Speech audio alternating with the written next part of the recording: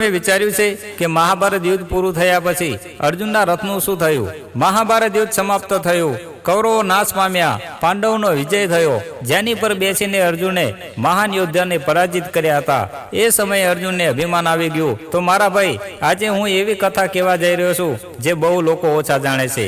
જેને મહાન ધનુર્ધર કહેવામાં આવે એવો અર્જુન, જેના બાણોથી ભીષ્મ પિતા, દ્રોણાચાર્ય, કર્ણ જેવા મહાન યોદ્ધા ધરાશય થયા અને અર્જુનનો આજે વિજય થયો હતો કે હું સૌથી મહાન યોદ્ધા છું, મારી શક્તિ સામે કોઈ ટકી ના શક્યું. અર્જુનને એ યાદ ના રહ્યું કે તેના રથ ઉપર હજુ હનુમાનજીની ધજા લહેરાય છે અને સ્વયં કૃષ્ણ ભગવાન સારથી બનીને ઊભા છે. યુદ્ધ પૂર્ણ થયા પછી શ્રી કૃષ્ણ શાંતિથી અર્જુનને કહે છે કે તું આજે રથ ઉપરથી પહેલા ઉતર.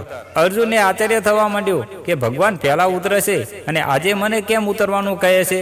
અર્જુને આજ્ઞા માની અને રથ ઉપરથી નીચે ઉતરી ગયો. એ ક્ષણે હનુમાનજી પણ ધ્વજમાંથી પોતાની દિવ્ય હાજરી દૂર કરી નાખે છે. પછી ભગવાન કૃષ્ણ રથ ઉપરથી નીચે ઉતરે છે. થોડા જ પળોમાં મહાન રથ ભસ્મ બની ગયો. અર્જુન કંપી બોલ્યો ઉઠ્યો, હે પ્રભુ, આ શું થયું? આ રથ તો પરાજિત હતો.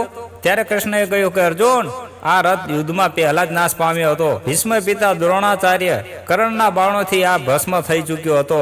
પણ આ હનુમાનજી જ્યાં સુધી આ રથ ઉપર હતા ત્યાં સુધી વિનાશ અટકેલો હતો અને જેની ઉપર હું બેઠો હતો. આ સાંભળીને અર્જુનની આંખોમાં આંસુ આવી ગયા અને સમજી ગયો કે જે વિજય તેને પોતાને લાગતો હતો એ સાચે તો ભગવાન કૃપાનો ચમત્કાર હતો. અને અર્જુનનું અભિમાન ચકનાચૂર થઈ જાય છે અને પગે પડીને કૃષ્ણ ભગવાનને નમન કરે છે. અને જ્યાં કૃષ્ણ હોય ત્યાં સમય, મૃત્યુ અને વિનાશ બધું અટકી જાય છે.